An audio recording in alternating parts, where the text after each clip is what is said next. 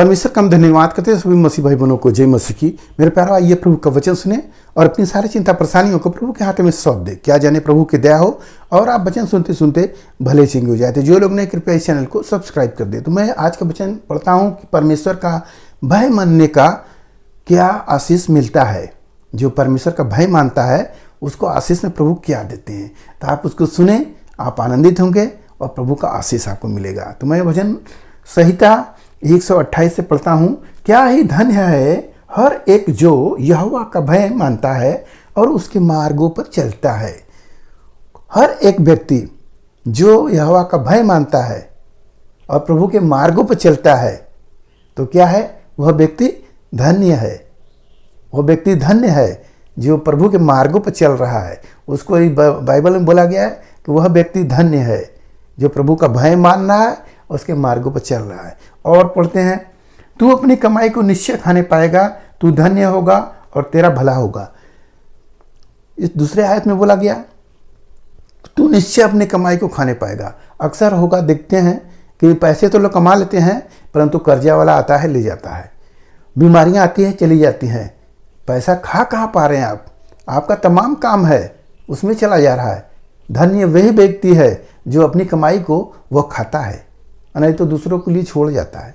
क्या फ़ायदा है, रात दिन परिश्रम किए और वो चला गया।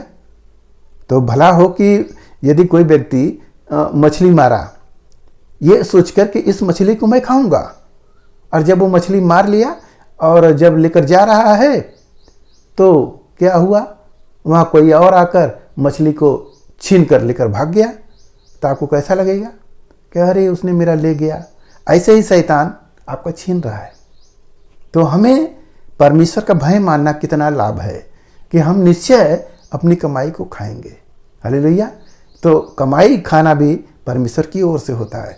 तो आज इस वचन से आपको पता हो गया कि हमें परमेश्वर का भय मानना है और हमें प्रभु आशीष में क्या देंगे, हम अपनी कमाई को खाएंगे।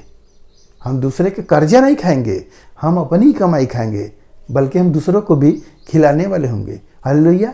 दूसरे आयत को मैं पढ़ता हूँ, तेरे घर के भीतर तेरी स्त्री फलवंत दाखलता सी होगी, तेरे मेज के चारों ओर तेरे बालक जलपाई के पौधे से होंगे। हालेलुया। ये भी अच्छी बात है। यहाँ पर लिखा है कि यहोवा का भय जो मानता है, वहाँ पर लिखा है कि उसकी पत्नी वो दाखलता, जैसे अंगूर होता है, वो अंगूर का गुच्छा फरा रहता है, वैसे आपके मेज के पास आपके बच्चे जलपाई के पौधे, आप देखेंगे पानी में जलकुंभी होता है ना, वो कैसे लगा रहता है चारों तरफ, वैसे आपके बच्चे होंगे। हालेलुया।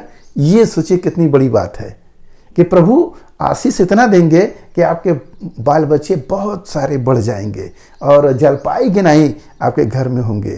तो क्या करने से? यहोवा का भय मानने से। अब सोचिए यहोवा का भय मानना कितना फायदेमंद की बात है। प्रभु का, यीशु मसीह का भय मानना कि प्रभु ने कहे हैं कि प्रसाद मत खाना, हम प्रभु का बात मानेंगे। हम किसी देवता को दंडवत नहीं करेंगे, प्रभु का हम भय मानेंगे।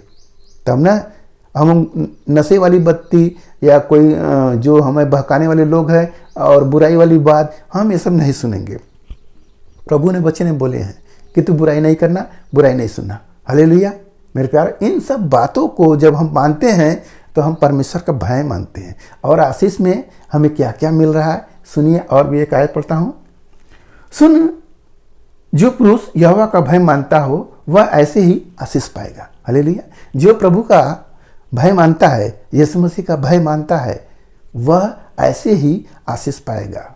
वो कमाई अपना खाएगा पहला, और प्रभु के मार्गों पर भी चलेगा। प्रभु के मार्ग पर चलेगा तो सोचिए ठोकर कभी नहीं खाएगा। वह उसका आशीष ही आशीष होगा और वह व्यक्ति धन्य होगा। और जो वो काम करेगा वह सारे काम उसके सफल होंगे, वह कहीं उसका नुकसानी नहीं होगा। और उसकी पत्नी दाखलता से होगी, उसके बच्चे बहुत बड़े होंगे। तो प्रभु का भय मानने से हमें कितना फ़ायदा हो रहा है सोचिए। तो हमें परमेश्वर का भय मानना चाहिए।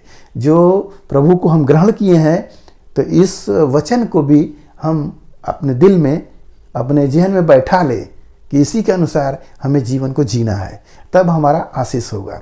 यदि हम थोड़ा सा भी परमेश्वर को तुच्छ समझ ले रहे हैं तो हम गिर गए।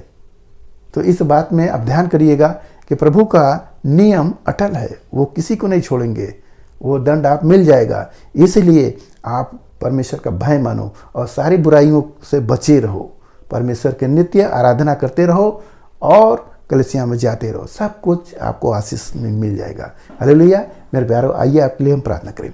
मान परमेश्वर, हम आपका धन्यवाद करते हैं इस मसरा आज के दिन प्रभु, जो ये वचन मिला, जितने सुने प्रभु उन्हें आशीष मिले, उनके घर परिवार में सुख शांति बनी रहे, सभी लोग भले चंगे रहे। धन्यवाद करते हैं, प्रार्थना ये यीशु मसीह के नाम में, आमीन।